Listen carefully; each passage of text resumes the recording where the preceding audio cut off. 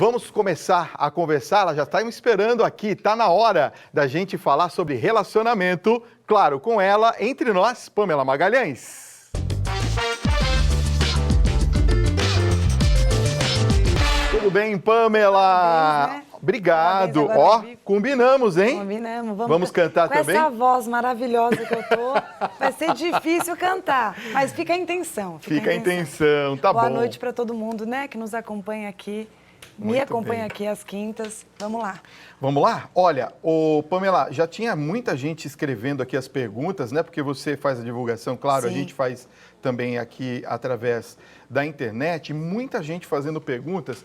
Nós já demos uma selecionada em algumas aqui, são super interessantes. Certo. Olha, uma delas vem do Mato Grosso do Sul. Gente, olha, Brasil inteiro ligado na Rede Vida, hein? É o Mário de Jardim, Mato Grosso do Sul. Ele fala assim: Pamela, olha, a minha esposa, ela está sempre irritada, ela dá respostas atravessadas para mim e diz que é TPM. eu que tenho que entender até que ponto que eu preciso ser paciente e compreensivo, hein, Pamela? Bom, essa história da TPM, a gente tem que considerar que realmente a tensão pré-menstrual, ela tem toda essa reviravolta hormonal, as mulheres ficam mais sensíveis, sim, isso faz parte. Mas vamos tomar cuidado para não usar a TPM como um álibi ali de justificativa para essas suas mudanças e alterações de temperamento. Se você está impaciente, se você está ansiosa, se você está com raiva, tem questões na sua relação que você acha que tenha que mudar, senta e conversa. Porque se tudo for a TPM, você vai estar, muitas vezes, mascarando outras questões que está muito difícil de vocês dois encararem juntos. Olha, tem uma pergunta que até eu mostrei para a Pamela aqui antes de começar o programa, é muito longa, eu vou tentar resumir. Diz assim: Fábio e Pamela, boa noite, tenho 31 anos de casada, sempre entre altos e baixos. Nós chegamos a morar por anos na mesma casa sem ter relacionamentos como marido e mulher. E quando eu ia me separar, então ele resolveu reatar e eu descobri que ele tinha uma amante. E toda vez que a gente ia se relacionar, ficava aquela dúvida se ele pensava na amante ou não. O que eu gostaria de saber é o seguinte: eu desisto dele porque ele diz que me ama, ou eu dou ainda alguma chance? Eu estou insegura devido a isso. Essa questão chamou tanta atenção do Fábio que ele tinha me mostrado anteriormente, um pouquinho antes da gente entrar. E então eu entendi, é um pouquinho maior que isso, né, Fábio? A pergunta, gente, eu falei, nossa, Fábio, vamos sim fazer, porque pode ajudar muitas pessoas. A questão principal é que existe uma relação ali, um casamento, existiu durante muito tempo esse casamento, sem que houvesse aquele namoro, né, Fábio? Falando verdade. uma palavra mais delicada aqui. E essa pessoa acabou encontrando, dando asas aos desejos e tal, com uma terceira pessoa. Só que nunca quis sair da relação, nunca quis romper o casamento. E essa mulher, me parece que fica muito vulnerável, tem uma certa inocência neurótica, como se ela não quisesse enxergar a inviabilidade do relacionamento ali, homem e mulher, no sentido sexual, no sentido do namoro, da intimidade.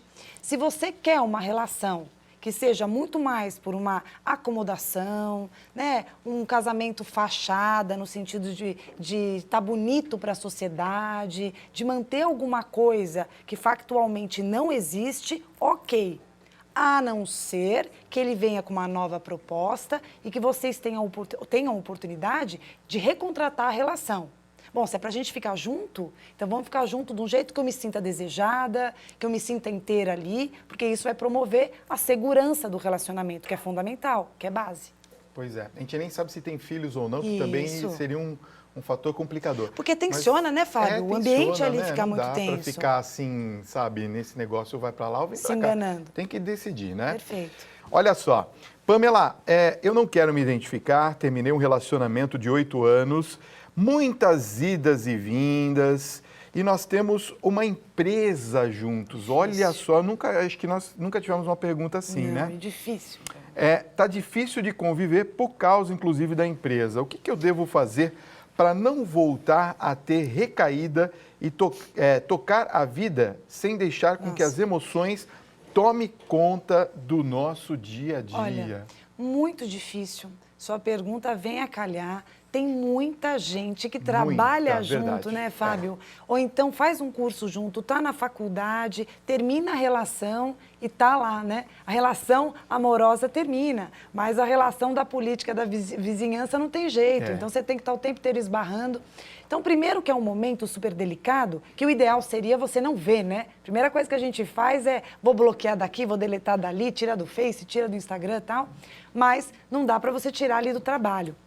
Então, é fundamental que você comece a se posicionar de uma maneira que você não interaja tanto, para que você consiga se blindar nesse momento de resguardo.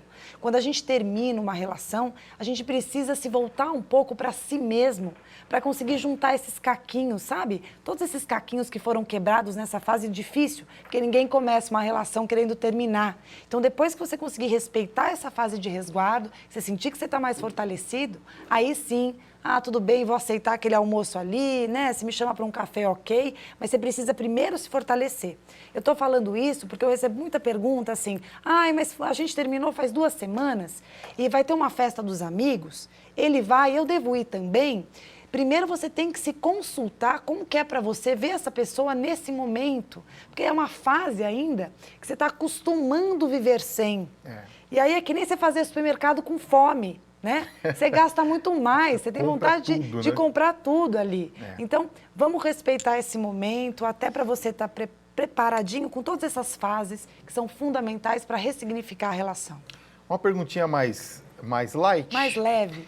Pamela, boa noite. Eu namoro há 6 meses e aí agora a gente quer casar e morar juntos. É muito cedo, Pamela?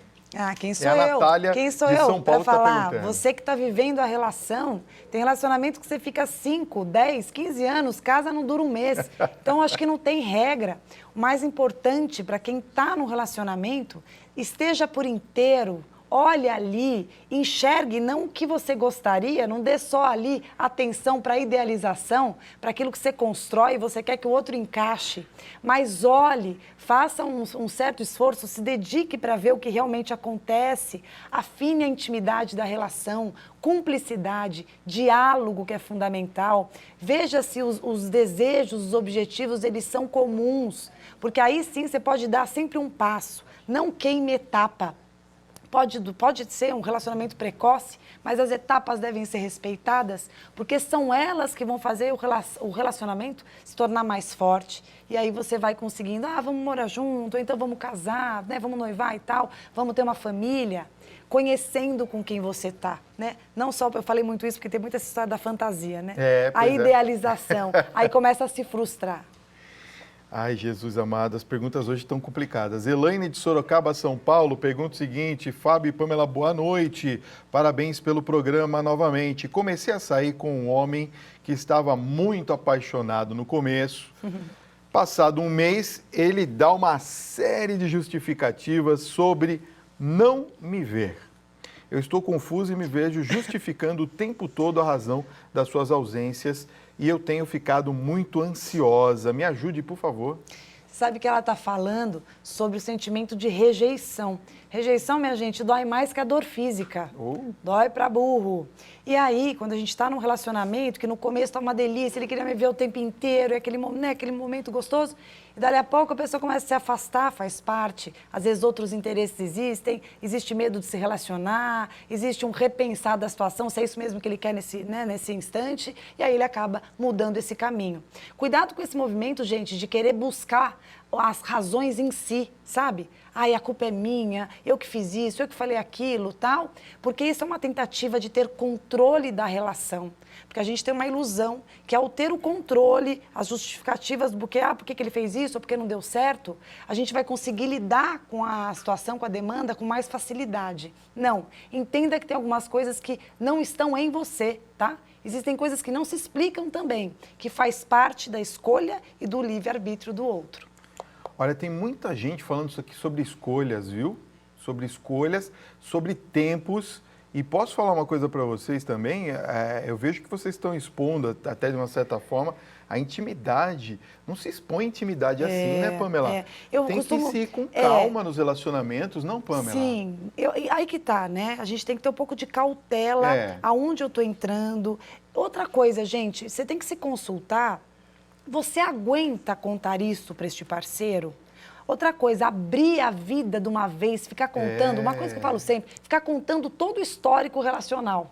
Com quem saiu, quem beijou, com quem dormiu, você tá lá, né, no calor do momento, ou muitas vezes fala isso para se autoafirmar, para mostrar para o outro, né, o valor que você tem, né, como você é bem cotado, bem cotada e tal.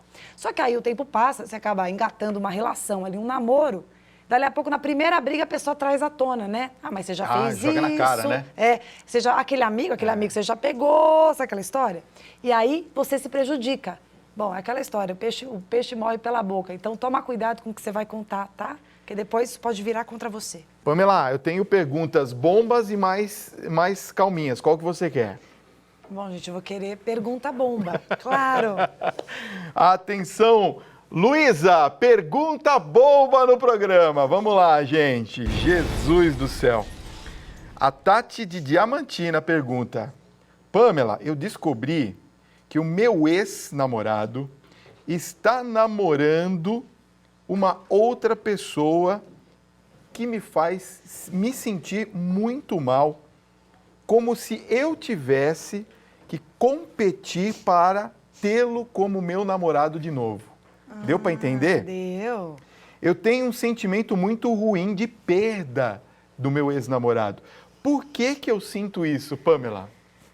Muito boa a tua pergunta. Tenho certeza que um monte de gente já sentiu o que você sente, está sentindo o que você sente. É posse, será? Boa. Você viu, Fábio? É tanta psicologia aqui. Eu já tô pegando. Não vai nem precisar de simbiose. Mim mais. É a roupa. Bom, o negócio é o seguinte. Quando a gente tem um relacionamento e quando a gente termina, não é assim, né? Terminou, pronto, então eu consigo já viver sem essa pessoa. Tem uma certa... a gente se acostuma, tem um certo costume, né, Fábio, com aquela situação, com aquela identidade social. Você era até então a namorada do fulano e muitas vezes a esposa. Ficou muito tempo naquele lugar. Então termina. Às vezes não queria terminar. Não foi a escolha dessa pessoa, né? Teve que aceitar a escolha do outro, ou então queria dar mais chance da relação, tinha mais vontade, ainda tem muito carinho, tem muito amor, mas tem que aceitar essa condição.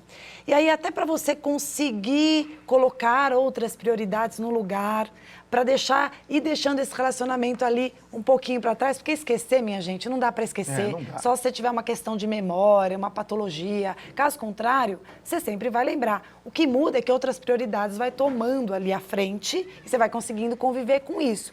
Agora, quando você fica muito ligada nessa história, ou ligado nessa história, e você não consegue tocar a tua vida, fica com a vida embargada, tá o tempo inteiro olhando para lá, ai, com quem ele tá saindo, deixa eu olhar no Face, deixa eu olhar no Instagram.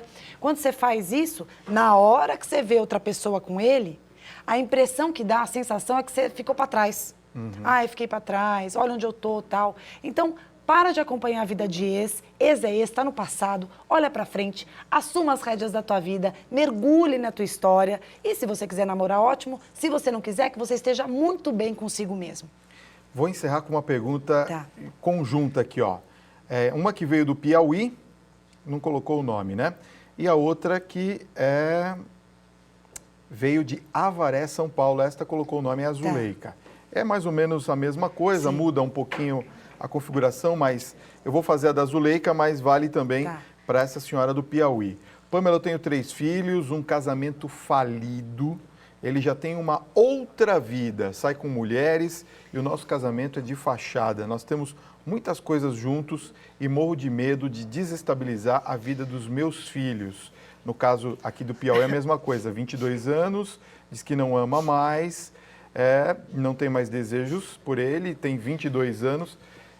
Uma das filhas tem 22 anos, a outra tem 17 anos. Quer dizer, uma situação complicada, né, Pamela? Acho que você está fechando com uma pergunta similar ao que a gente começou, mostrando que muitas pessoas ainda estão sustentando relacionamentos falidos, relacionamentos fachada, deixando de priorizar o que realmente importa para elas, qual é o propósito daquela relação. Qual seria, por exemplo, uma dica para essas mulheres que estão sofrendo isso? Primeiro, parar de falar que você está por causa de alguém. Tá. Ponto. Isso é muito pesado para um filho. Você está responsabilizando os filhos, o filho, de que você está naquele relacionamento por causa deles. Não é justo, não tem nada a ver. Mãe e pai vão continuar sendo mãe e pai, tendo os mesmos papéis, casados ou separados. E, inclusive, se a relação tiver como está, nesse nível, de que a pessoa, né, o marido já tem outra pessoa, todo mundo já sabe, um negócio tenso, ou então tem briga, discussão, clima tortuoso em casa, você me desculpa, isso não é bom para filho nenhum, tá? E muito menos para você. Então, incorporar o que você realmente quer, pesar as dependências relacionais que ficam encobertas, né? A gente fica falando, não separo por causa do bem, não separo por causa do filho, mas, na verdade, existe um medo muito grande de você se permitir ser feliz, uma dificuldade de acreditar que, além dessa relação, haja vida. Os indivíduos ficam numa zona conhecida, como falam muito, que é a zona de conforto, mas que não tem nada de confortável, não. É só familiar. Obrigado, Pamela. Obrigada. Encerramos. Só vou deixar. Claro, por favor, serviço. Bom, se você gostou do que eu coloco aqui, eu tenho uma página no Facebook, Pamela Magalhães Psicóloga, você pode seguir se você quiser, e no Instagram, @psipamela, PSI Pamela. Um abraço a todos vocês. Desculpa a minha falta de voz. Eu vou dar um beijo, vai Obrigada, sarar querido. a sua voz.